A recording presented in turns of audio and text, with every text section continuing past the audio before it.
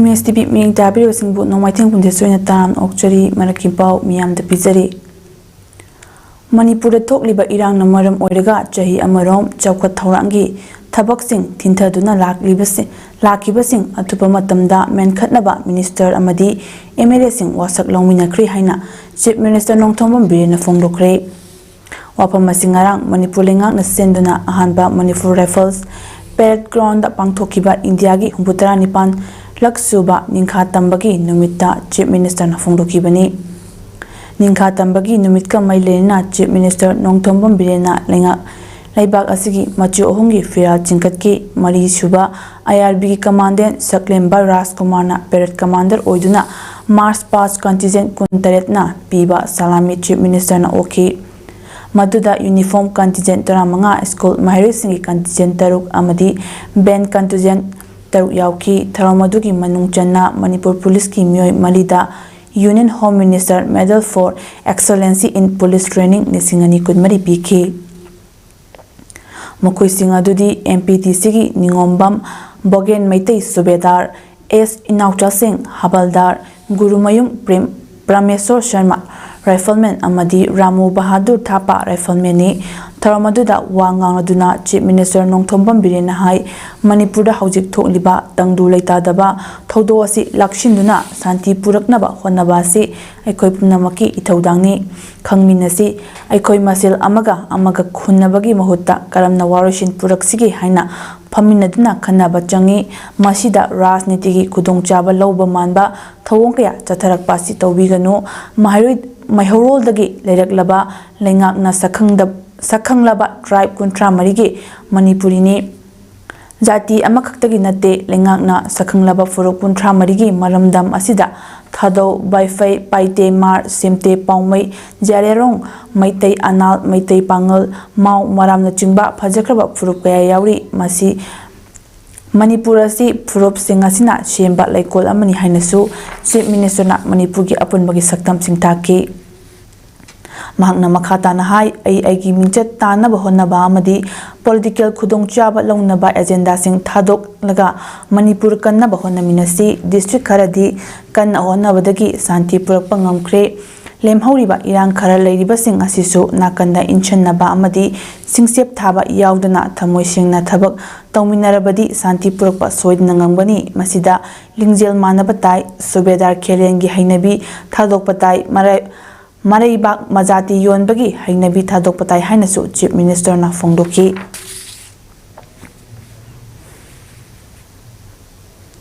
Mo Tawakada Manipuri Pradam Yambu Oye Later Hadana Honoriba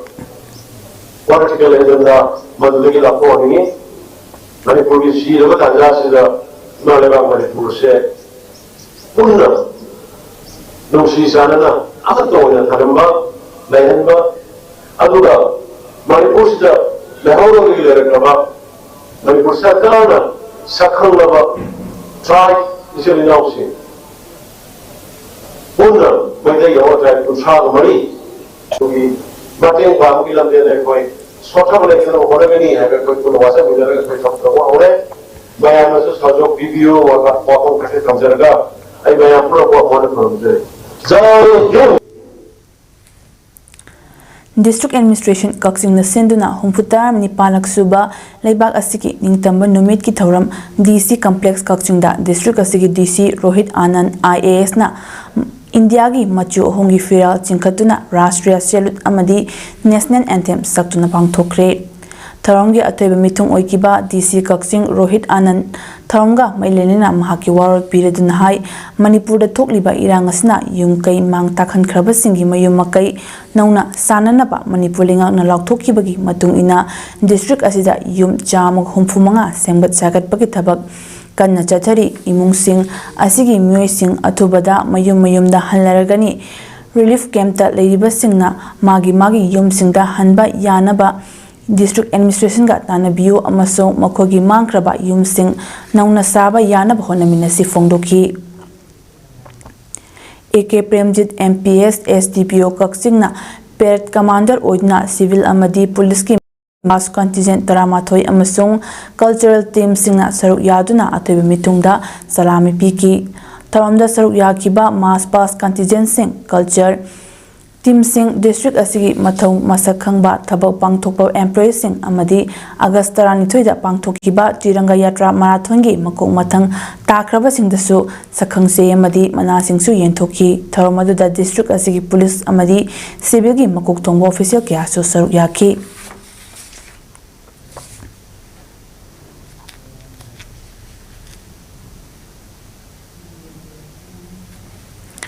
Thobal district tasu security gi akan becheksing thawanga loinena district administration Thobal na senduna India gi humputara nipan suba Independence Day palan thoram district asigi headquarter mini secretariat complex ta pangthokre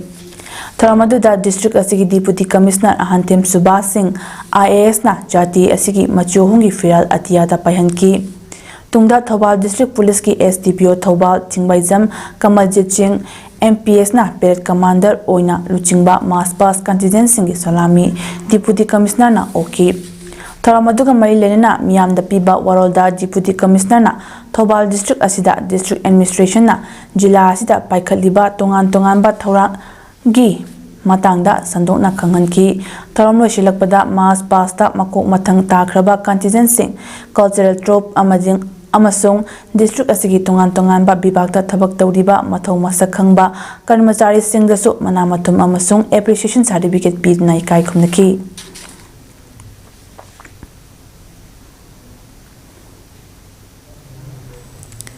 India gi leimaida ahanba ningtamlaba India gi machu hongi firal yungkiba mafam oiriba INA Martyrs Complex Moirang Kanglada India gi Independence Day gi tharomga mailenena ngarang India gi tricolor flag singkhatuna pahankre INA Local Advisory Committee convener Dr. Y Modu INA War Museum gi curator Dr. Laisham Sadhana Amadia Taithomi sing saruk yaduna Indiana Independent fangbagi Humputara nipalak suba chahi gi ningsing palan oina tricolor flag singkhatuna pahanki lonena national anthem sakna ikai khumnaki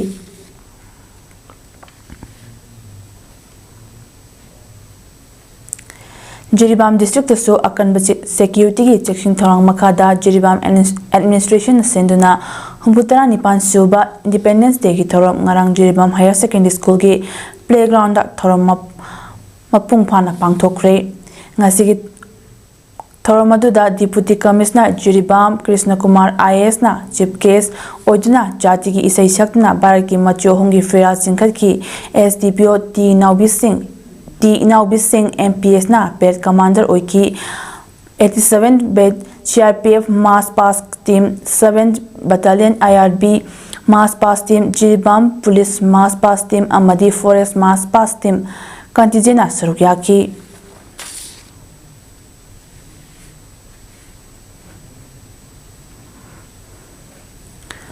Humputara nipan suba Independence Day Bisnupur district ki oinaso district administration Bisnupur na senduna new mini secretariat complex Bisnupur da ngarang pangthokre tharamadu da DC Bisnupur Lorembam Bikram IAS na Bharat ki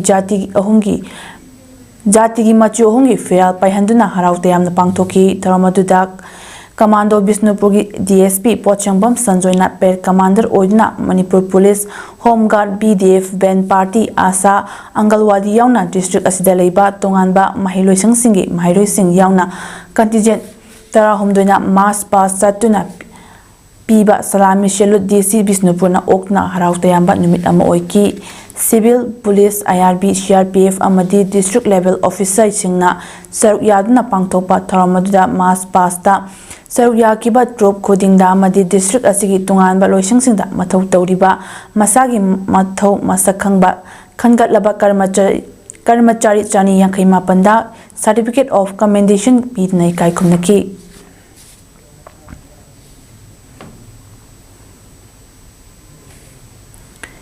India government gi Ministry of Social Justice and Empowerment gi makhada Kha Manipur Yoga and Nature Cure Association Kaksing na senduna hokiba tang taradagi chatharakpa Nasa Mukt Bharat Abhiyan ngarang loisinkhre Viksit Bharat ka mantra Bharat ho nase se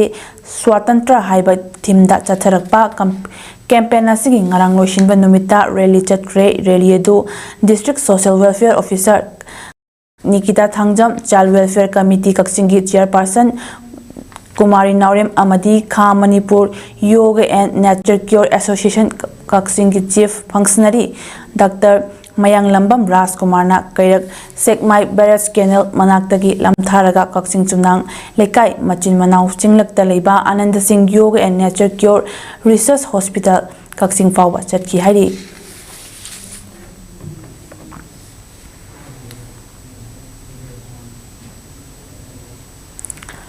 Malemgi Mapam Ataida Janadraba Amuba Ain Apspa Manipur Loktoka Dabani Haiba Kongjungda Tawaikat Kraba Mahiroi Pebam Chitaranjana Tawaikat Kiba Numit Ningsing Duna Kunchuba Students Martyrdom Day Lisingani Kunmari Manipuri Students Federation MSF Nasinduna Students Martyrdom Complex Bisnupur Amadi Kiamba Ningsing Sanglen Bisnupur Ngasi Pangtokre Tarongwi Saruk Oina Athoba Pebam Chitaranjana Amuba Ain Lokto Manipur Miyam Kalu Haiba Kongjang Changsinduna Tawaikat Kiba Mapam Bisnupur Kaitialda Miyam na Haikat Lekat Tamlaba Matung